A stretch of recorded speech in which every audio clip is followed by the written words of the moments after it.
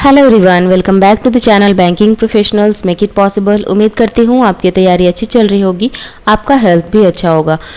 इस प्लेलिस्ट में एक बार फिर से हाजिर हूँ मैं इनइक्वालिटी के टॉपिक्स लेके, जहाँ पे हम लोगों ने पूरा प्लेलिस्ट कंप्लीट करना है, जिसमें हम लोग अदर देन पजल सारे टॉपिक्स कवर करेंगे रीजनिंग के, जिसमें हम लोग blood relation, syllogism, coding, decoding, inequality, direction sense, alpha numeric सारे टॉपिक्स करेंगे।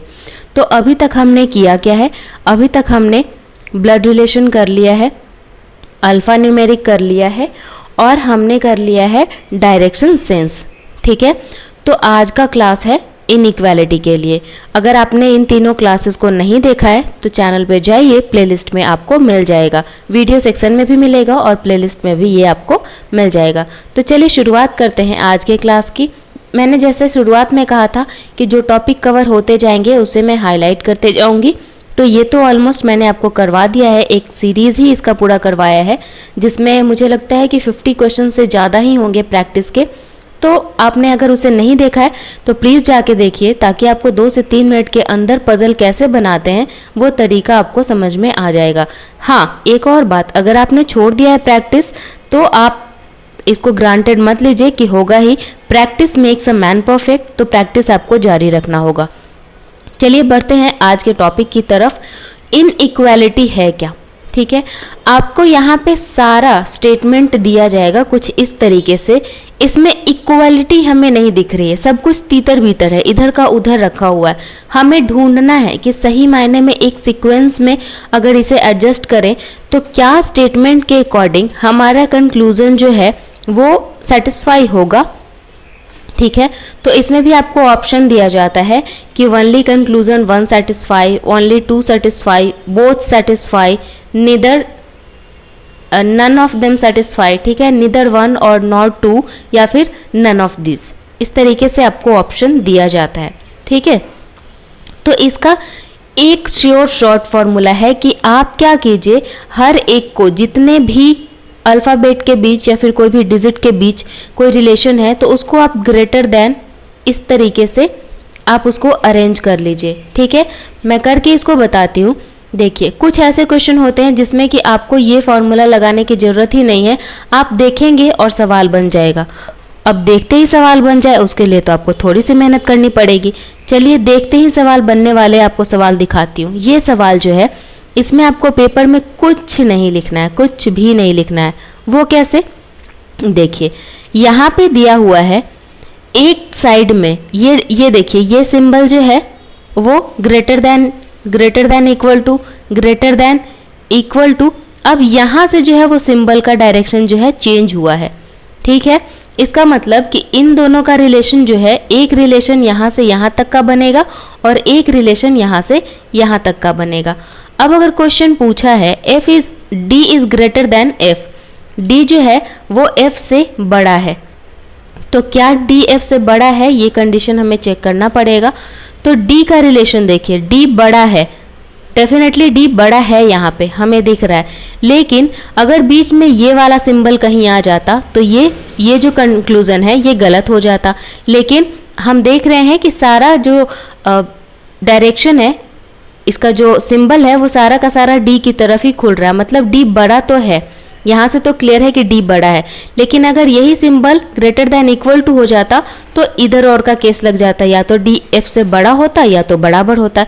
लेकिन यहाँ पे D बड़ा है और इसके बीच में कोई भी रिवर्स कंडीशन नहीं है। देखिए, एक साइड में है मतलब रिलेशन बन रहा है, पूरा इस साइड भी है तब भी रिलेशन बन रहा है। अगर ये इस तरीके से सिंबल आ गया या तो फिर इस तरीके से सिंबल आ गया बीच में, तो इसमें कोई रिलेशन नहीं बनता है इन दोनों में। ठीक है, इस तरीके में अगर इक्वल टू आ रहा है, ग्रेटर देन आ रहा है, फिर ग्रेटर देन आ रहा है, तो रिलेशन फिर भी पॉसिबल है। ठीक है, लेकिन अगर इस तरीके का सिंबल आ गया, दोनों का मुंह एक साइड खुल रहा है या दोनों एक दूसरे से कट्टी हो रखे हैं, तब इन दोनों के बीच में कोई रिलेशन नहीं बनता है। तो यहाँ पे D is greater than F satisfy हो रहा है क्या? हाँ, यहाँ पे तो हो रहा है। A is greater then S, A का S से रिलेशन देखिए, A ग्रेटर देन है, यहाँ तक है, यहाँ भी है, यहाँ भी है, लेकिन S के पास आते हैं देखिए रिवर्स हो गया। मतलब इनका कैसा कंडीशन बन रहा है, इस तरीके से बन रहा है, इज इक्वल टू अब ये बन रहा है। तो अब जैसे ही ये कंडीशन बन गया, ये हमारा सिंबल बीच में आ गया, तो इसमें कोई रिलेशन नहीं बनेगा। इसका मतलब कि सिर्फ कंक्लूजन 1 सेटिस्फाई हो रहा है। ठीक है, आगे बढ़ते हैं। इसमें भी देखिए ये कंडीशन यहाँ तक मैच हो रहा है, ठीक है, और एक कंडीशन यहाँ तक मैच हो रहा है।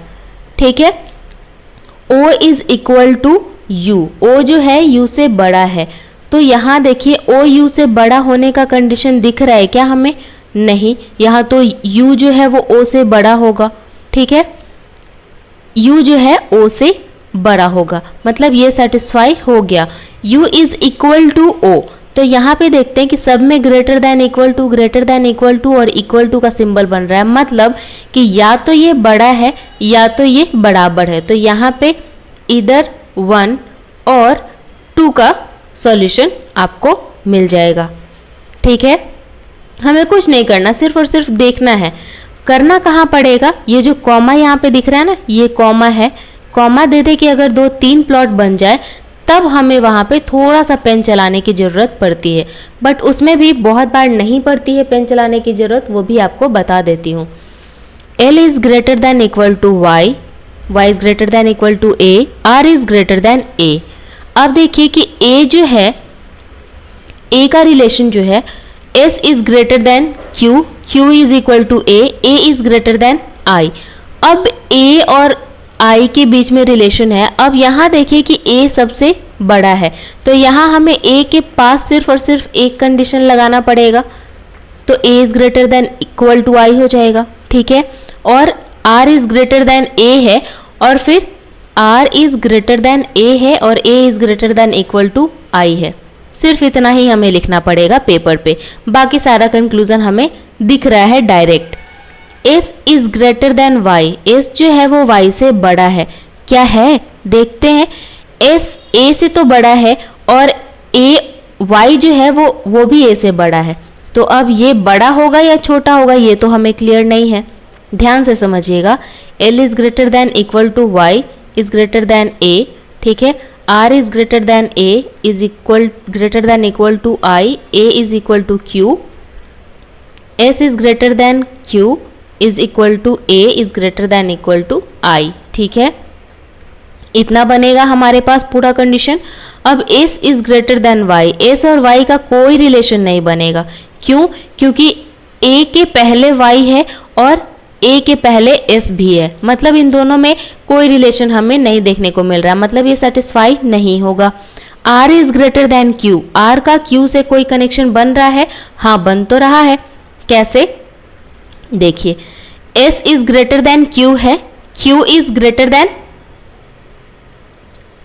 Sorry R is greater than A है और A is equal to Q है, तो R का रिलेशन बन रहा है ना Q से, R is greater than Q हो जाएगा, मतलब सिर्फ और सिर्फ कंक्लूजन 2 सेटिस्फाई होगा। ठीक है, आगे देखते हैं। J is equal to X, U is greater than equal to X, U is greater than Z। अब हमें क्या यहाँ पे देखना होता है, यहाँ पे हमें मिलता जुलता देखना पड़ता है कि आखिर कौन कौन सा अल्फ़ाबेट जो है वो बार बार रिपीट हो रहा है। ठीक है, वो कैसे, वो दिखाती हूँ आपको, यहाँ पे रुक जाइए।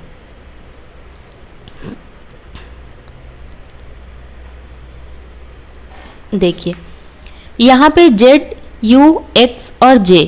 अब यहाँ पे U हमें दिख रहा है, तो हमें क्या करना होगा, इसको आसानी होगी पेपर पे लिख लीजिए, क्योंकि फास्ट बनाना ही सिर्फ बड़ी बात नहीं है, फास्ट के साथ साथ आपको एक्यूरेसी भी मेंटेन करनी है। यहाँ तक कंडीशन, इसी में 2 कंडीशन हमें दिख गया, हमने नोट डाउन कर लिया। अब देखते हैं कि M is equal to N, N is greater than equal to U।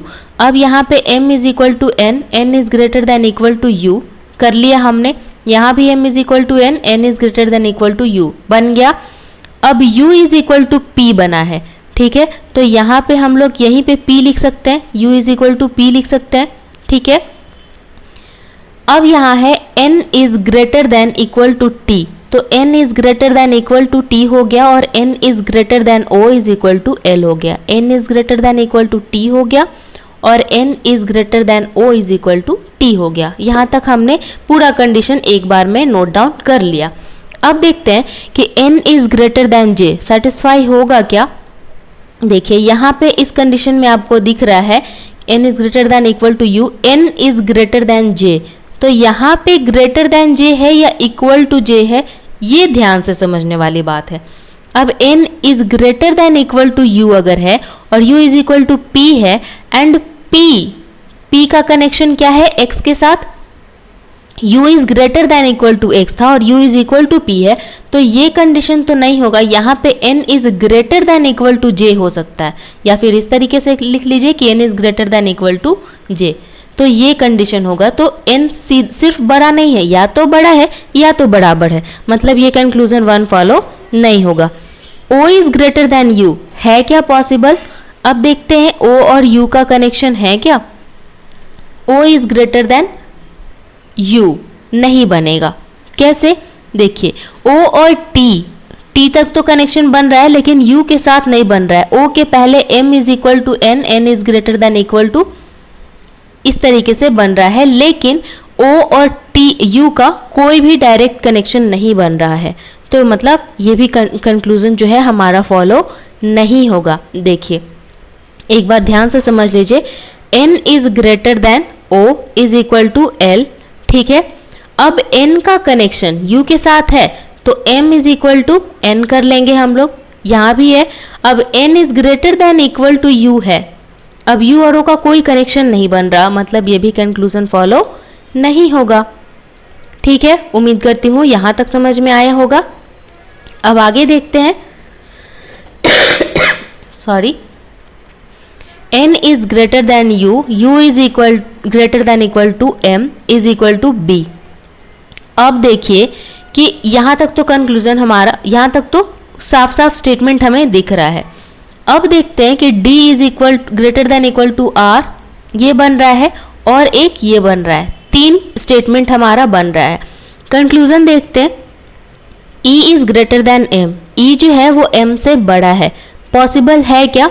b के साथ रिलेशन तो है, लेकिन e is greater than b, b is equal to m, ये तो बनेगा ना b is equal to m, और e is greater than b, ये बन रहा है। तो अब e is greater than m possible है? हाँ बिल्कुल पॉसिबल है, मतलब ये सेटिस्फाई हो रहा है। d is greater then n, d जो है वो n से बड़ा है, पॉसिबल है? d और n का कोई लिंक बनेगा क्या? मुझे तो नहीं दिख रहा, क्योंकि d का किसी और के साथ कोई लिंक नहीं है, d का सिर्फ और सिर्फ r के साथ लिंक है। क्यों? क्योंकि इन दोनों का कनेक्शन देखिए कि ये एक दूसरे से मुंह मोड़ के खड़े हैं, तो और किसी के साथ d अपना रिलेशन यहाँ पे इस्टेब्लिश नहीं कर रहा है, मतलब ये कंक्लूजन यहाँ पे फॉलो नहीं होगा, सिर्फ और सिर्फ कंक्लूजन 1 फॉलो होगा, ठीक है। आगे देखते हैं, d is greater than equal to s, d जो है s से बड़ा है या फिर बराबर है। d is greater than equal to s, x is greater than w। अब इतना छोटा छोटा जब दिया होता है ना, तब हमें पेपर पे लिखने के अलावा और कोई दूसरा ऑप्शन नहीं है। अगर आप बिल्कुल सही मार्क करना चाहते हैं तो आप क्वेश्चन देखते जाइए, आप सिर्फ और सिर्फ स्क्रीन देख रहे हैं और आपका हाथ जो है वो पेपर पे चलते रहना चाहिए, ठीक है। मैम ये आपने क्या लिख दिया? देखिए यहाँ पे मैंने देखा कि d is greater than equal to s है, मैंने लिख लिया। उसके बाद देखा कि s के साथ रिलेशन मुझे और कहाँ दिख रहा है, तो मुझे दिखा j के पास, तो मैंने s is equal to j लिख लिया, ठीक है। उसके बाद मैंने j के साथ रिलेशन ढूंढा तो j मुझे e के पास दिखा, तो j is greater than equal to e लिख लिया मैंने, ठीक है। इसी तरीके से मेरा नज़र चलता जा रहा है कि और कहाँ पे रिलेशन बन रहा है। अब यहाँ मुझे दिख रहा है कि x is greater then d है, तो यहाँ पे मैंने x is greater then d कर लिया, ठीक है। अब यहाँ पे दिख रहा है कि w is greater then x है, तो यहाँ पे मैंने w is greater then x कर लिया, ठीक है। अब यहाँ दिख रहा है कि w is greater than y है, अब कोई रिलेशन यहाँ मुझे नहीं दिख रहा है, तो अगला कंडीशन बनेगा कि w is greater than y। अब यहाँ दिख रहा है कि o is greater than equal to y, अब o is greater than equal to y। ये 3 स्टेटमेंट, इस पूरे स्टेटमेंट से 1 2 3 4 5 6 7, ये छोटे छोटे 7 स्टेटमेंट से एक शॉर्ट फॉर्म में हमने 3 स्टेटमेंट बनाया, जिससे कि हमारा कंक्लूजन मैच करना आसान हो जाता है। d is greater than e है क्या? d is greater than e नहीं, d is greater than equal to e है। क्यों? क्योंकि d is greater than equal to दिख रहा है, यहाँ इक्वल टू दिख रहा है और यहाँ ग्रेटर देन इक्वल टू दिख रहा है। या तो ये डी बड़ा होगा या तो बराबर होगा। तो अगला कंक्लूजन देखिए इक्वल टू है, इसका मतलब है कि इधर 1 और 2। अब थर्ड कंडीशन देखते हैं कि O is greater then S। O का S से कोई रिलेशन नहीं है, O सिर्फ और सिर्फ Y से कनेक्टेड है और बाकी किसी से कोई रिलेशन नहीं है O का। इसका मतलब है कि ये फॉलो नहीं होगा। सिर्फ ओनली कंक्लूजन 1, इधर 1 और 2 विल बी फॉलोड। ठीक है, तो ये हो गया इसका आंसर। तो देखा मैंने क्या किया, सिर्फ और सिर्फ एक डायरेक्शन में उतार लिया ना सबको, ग्रेटर देन हो या फिर इक्वल टू हो या ग्रेटर देन इक्वल टू हो, एक डायरेक्शन में उतार लिया। हमें यहाँ पे मैच करना कंक्लूजन का बहुत आसान हो जाता है। अब आगे देखते हैं, यहाँ पे फिर हमें कितना स्टेटमेंट मिला है, 1, 2, 3 और 4 स्टेटमेंट मिला है।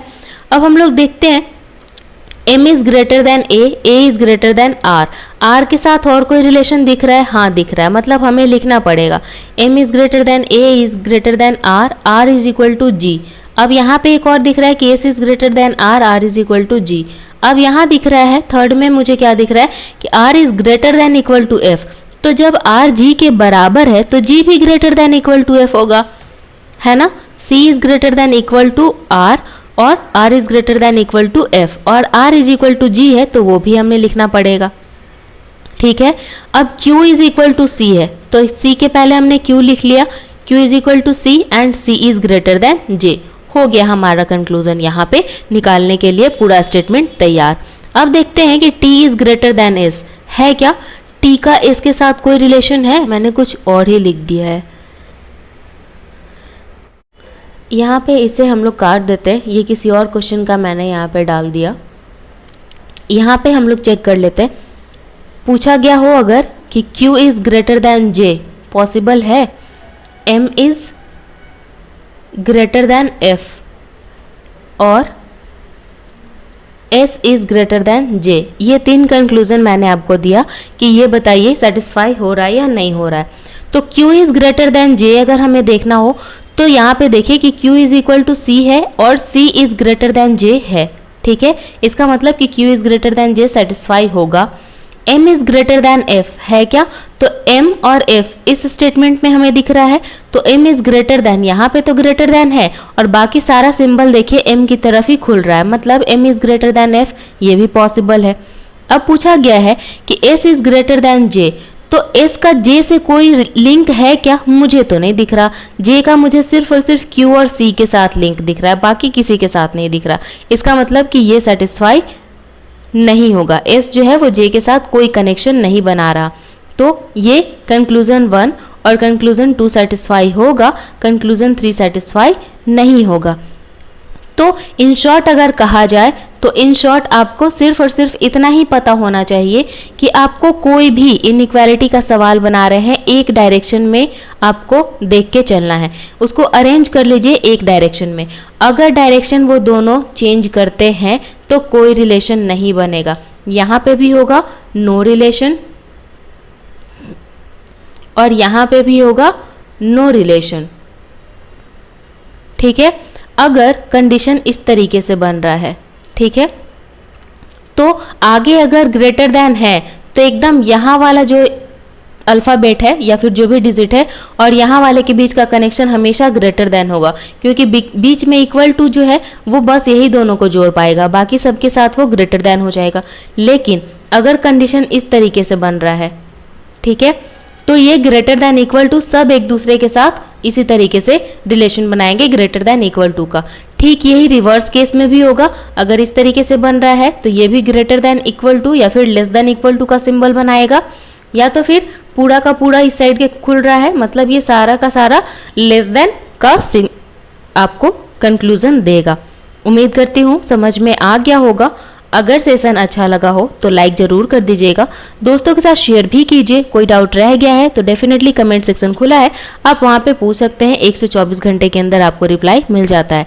एक छोटी सी रिक्वेस्ट, अगर आप भूल गए थे कि चैनल को सब्सक्राइब करना होता है तो सब्सक्राइब करके बेल आइकन दबा लीजिए, ताकि आगे आने वाले वीडियो के अपडेट आपको मिलते रहेंगे। मिलेंगे अगले सेशन में, तब तक के लिए तैयारी जारी रखिए, हेल्थ का ख्याल रखिए। See you soon, have a nice day, bye.